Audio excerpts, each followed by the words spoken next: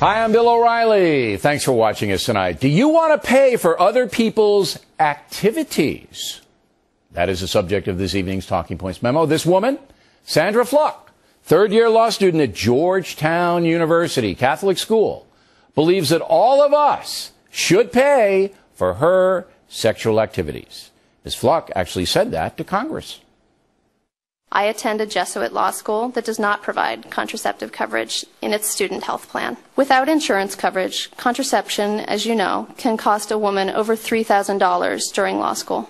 For a lot of students who, like me, are on public interest scholarships, that's practically an entire summer's salary. So let me get this straight, Ms. Fluke, and I'm asking this with all due respect. I am. You want me to give you my hard-earned money so you can have sex? Is that what you're asking for? Good grief. Here's how it breaks down. Obamacare mandates that I have to buy health insurance. I have to. And because female contraception is included in all the plans, my premiums go up a small amount. And I can't opt out for another plan under federal order. They're all mandated to offer the same things. Now, yesterday, the Senate tried to pass a bill that would outlaw certain mandates, like contraception, in certain situations. But it was defeated 51-48. Senator Olympia Snowe was the lone Republican who voted against it. 3 Democrats supported the bill, Senators Joe Manchin, Ben Nelson, and Robert Casey. But let's get back to Sandra, who clearly wants society to pay for her activities. So why then won't the government pay for my activities?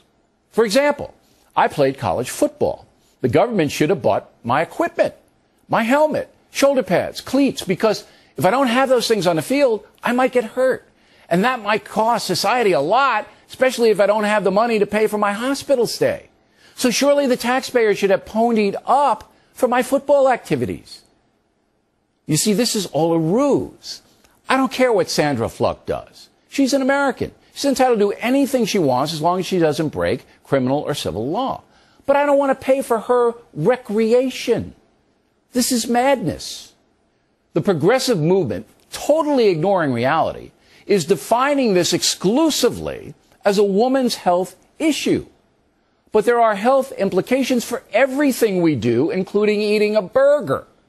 It is Ms. Fluke herself who is responsible for what she does, not me and not you. This is all part of what the Obama administration is trying to do. Regulate the freedom of Americans.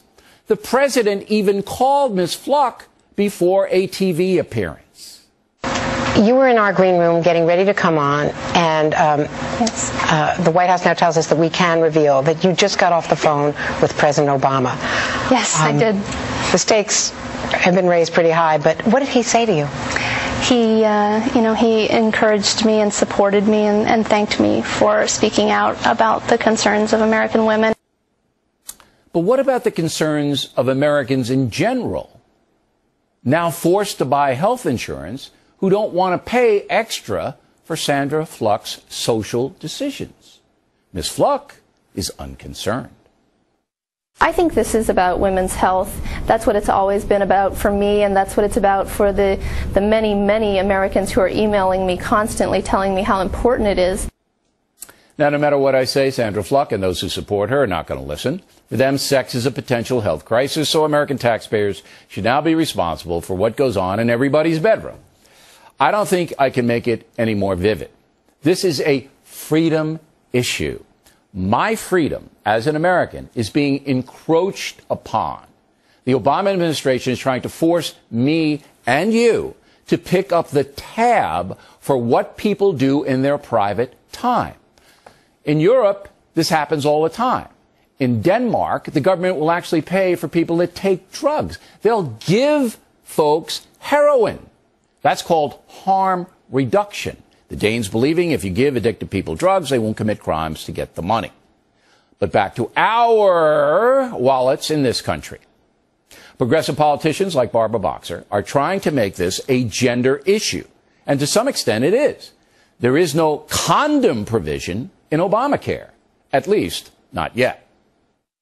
And these men are waxing eloquent about birth control and the fact that, oh, it's just a moral issue with them, and they don't think women should have the right to have it. Not one of them suggested that men shouldn't have their Viagra, but we'll put that aside.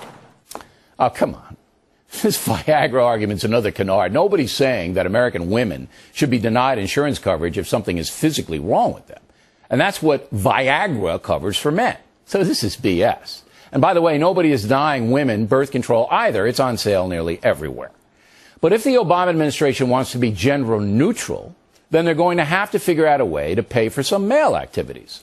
We've already covered football, so let's see. Men need to be physically in shape. So why don't we pick up gym memberships? That's a health issue, right? America became the strongest country, pardon the pun, on earth because of self-reliance. We the people are allowed to decide how to live our lives. And we used to be encouraged to work hard to achieve what we want. For centuries, the feds largely stayed out of what people did in their spare time, in their bedrooms, on their vacations, but no longer. Now the progressive colossus is demanding payment for Sandra Fluke so that she can go through Georgetown Law School with an active, healthy social life. Higher insurance premiums? Forget about it. Sandra and millions of other American women have many things they'd like to do on our tab. And that's a memo.